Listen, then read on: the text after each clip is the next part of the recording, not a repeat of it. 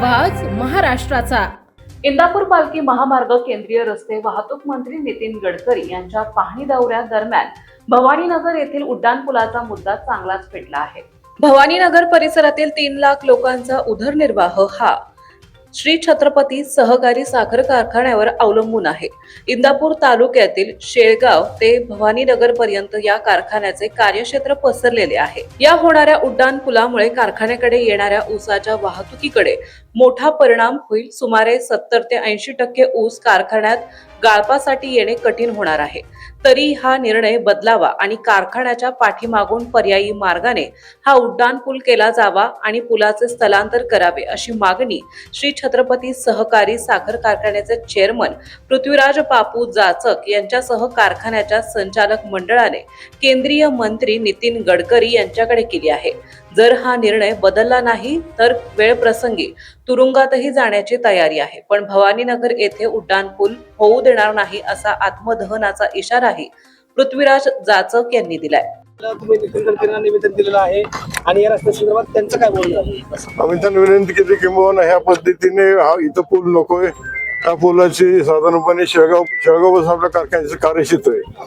शेळगाव इथपर्यंत सगळ्या या पालखी मार्गात चुका झालेल्या आहेत। एक तर मला नम्रतेने सांगायचंय की जेव्हा पुलाचं रेखांकन झालं, जेव्हा प्लॅनिंग झालं तर त्याच्या गावात ग्रामसभा व्हायला पाहिजे, प्रत्येक ग्रामसेवक विचारून हा निर्णय घेतला गेला पाहिजे, पण ते झालेलं नाहीये। अगदी जंक्शनवरून पाहिलं 125 वर्षापूर्वी वाशिंग इंडस्ट्री तिथे मोठमोठे जाणार कशी तिथं सर्कल व्हायला पाहिजे। एक तिथून पुढची गाव नको तिथं साईड गटरीची उंच्या वाढवल्यात। आपल्याकडे 150-200 इंच पाऊस होत नाही, कारण नसताना प्रकल्प खर्च वाढवला।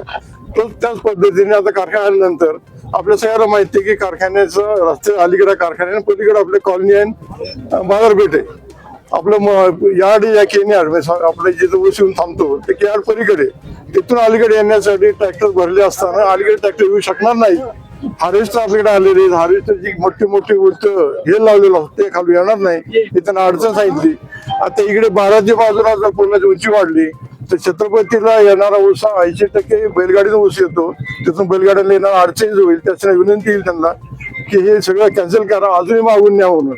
आता मागून न्यायला अडचण काय? पुणे युनिव्हर्सिटी, पुणे विद्यापीठ तिथं पूल होता, तो 3 वर्षापूर्वी पाडला, तिथं परत पूल केला। शक्तीपीठ अख्खा वळतोय, शक्तीपीठ अख्खा हे होतोय, निर्णय बदलला जातो। मग ज्या कारखान्याचे 42 सभासद आहेत, म्हणजे पर्याय 1 लाख लोकांचा हा जीवनाचा कारखाना आहे, त्याच्यावर 1 लाख लोक अवलंबून आहेत। त्या लोकांसाठी बिघडलं, हे बदललं बिघडलं कुठं? आणि आता पालखी आपण जर पाहिलं तर पुढच्या महिन्यात पालखी येणार, साधा महिना राहिलाय, महिन्यात तिथं काहीच होणार नाहीये।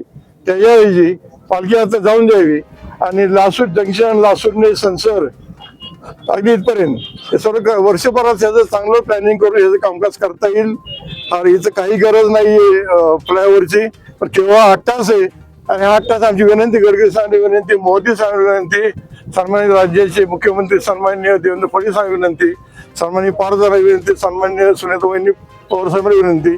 परंतु माझी आज विनंती राहील, माझी हात जोडून विनंती गडकरी साहेब त्यांनी ऐकावं। आणि ऐकलं नाही आणि जर ते पोलिसांना म्हटले हा पृथ्वीराजाचा पहिला तुरुंगात जायला तयार आहे, मी माझं स्वतः दहन करेन, पाहिजे पूर्ण होऊन जाणार नाही एवढं माझ्या आजची म्हणजे कठोर निर्णय घेतलेला आज मी छत्रपतींच्या समोर सांगतोय। छत्रपती शिवाजीराव महाराज आणि शाहू फुले आंबेडकर, पुण्यश्री आदिबा होळकर, अण्णाभाऊ साठे या सगळ्यांच्या पुढे सांगतो की आम्हाला 10 पडे आपण तिथे फोन करायचा प्रयत्न केला तर आम्ही याचा निश्चित विरोध करू। आमची गडकरींना हात जोडून विनंती, आम्ही नम्रतेने सांगतोय, शेवटी करायचे जनते हितासाठी करायचे। शक्तीपीठ बदलला तुम्ही आणि करत असेल सर्वसामान्यांना तुम्ही त्रास काय देताय? प्रत्येक गावामध्ये, प्रत्येक गावाचा संसद खुर्द संसद बुद्रुक झाली, प्रत्येक गावाची भिंत झाली, वर्षातनं एकदा पालखी येते, त्यासाठी तुम्ही शेकडो वर्ष राहणारी माणसं त्याच्या गावची विस्थापित करतात कशाला? हा कुठे विकास आहे? हा विकास नेमका कोणाचा आहे? हा विकास चाललाय कशाचा? आणि विकास म्हणजे कुठे मोठ्या लोकांची जमीन गेलेली दिसत नाहीत, सर्वसामान्यांचा भरला जातोय। आता कारखान्या पुढचं आपण पाहिलं 70 वर्ष कारखान्यात झाली। महाराष्ट्रामध्ये 2च कारखाने रस्त्यावर आहेत, एक राहुरीचा आणि एक छत्रपती। आदरणीय अजितदादा 1 नंबरला गैरसंघाचे आले होते, त्यावेळी सगळ्यांच्या वतीने मी म्हणणं मांडलं होतं की दादा हे त्वरित रद्द झालं पाहिजे। हे जर झालं तर पुढची 100 वर्ष जनता तुम्हाला विसरणार नाही। आदरणीय दादांनी ते शब्द दिला होता की होऊन देऊ नका, आणि हे कशा पद्धतीने होऊन देऊ नका। मी गडकरीशी बोलतो तसं त्या पत्रात लिहिले, गडकरीने मी सकाळी ते सांगितलं, आता सांगितलं त्यांनी ते ऐकावं, अभ्यास करू नये. काय म्हणाले गडकरी साहेब काय म्हणाले? मी तांत्रिक दृष्ट्या बघतो म्हणले. मला वाटतं ते पूर्वी आपल्या महाराष्ट्राचे भूतपूर्व मुख्यमंत्री यशवंतराव म्हणायचे की पुढाऱ्यांनी नाही म्हणायला शिकलं पाहिजे ना अधिकाऱ्यांनी होय म्हणायला शिकलं पाहिजे. अधिकारी कारण नसताना काय तांत्रिक बाजू काढतायत. हे अधिकाऱ्यांनी काही ठिकाणी तर जिथे गरज आहे तिथं पूल केले नाहीत, तिथं मात्र चौबे रस्ते केलेत आणि नको ते पूल घातलेत. हे नेमकं कोणाला हित चाललेले. त्या बाबतीत जर आमची आज विनंती, हा जरूर विनंती गडकरी साहेबांना, केंद्र राज्य शासनाला, हे नाही झालं त्या कारखान्यात जरी भिंत जरी बाबांनो, माझं वय 70 आहे, पुढची पिढी आहे, ह्या पिढीचं पुढचे 100 वर्ष न पुढे नुकसान होईल पूल झालं तर. हे मागच्या बाजूनी मी तिथल्या बऱ्याचशा शेतकऱ्यांशी बोललोय, सगळ्यांची तयारी आहे. तिथं आमच्याच बघितलं जाऊन राजसंघ त्यांनीही तयारी दाखवलेली त्यांच्या वस्तूंना रस्ता घालून द्यायची. अजून काय पाहिजे किंवा पलीकडे घ्यावी ना. आणि जे माझं म्हणणं आहे, समजा इथं पुढे झालंय ना, इथलं जे स्ट्रक्चर झाले हे जर शासनाचं नुकसान होत असेल, हा जो खर्च झालेला आहे तो खर्च छत्रपतीचा स्वाभिमानी सभासद दर टनाला पैसे देऊन भरून द्यायला तयार आहे, असं तुम्हाला सर्वांच्या वतीने मी या ठिकाणी शब्द देतो. हे रद्द झालंच पाहिजे असं माझं मत आहे. संध्या लाईव्ह साठी प्रतिनिधी कृष्णमूर्ती जगताप, बारामती. ताज्या आणि महत्त्वपूर्ण बातम्या पाहण्यासाठी आजच आमच्या संध्या लाईव्ह न्यूज चॅनलला YouTube वर सबस्क्राईब करा आणि बेल आयकॉन प्रेस करा.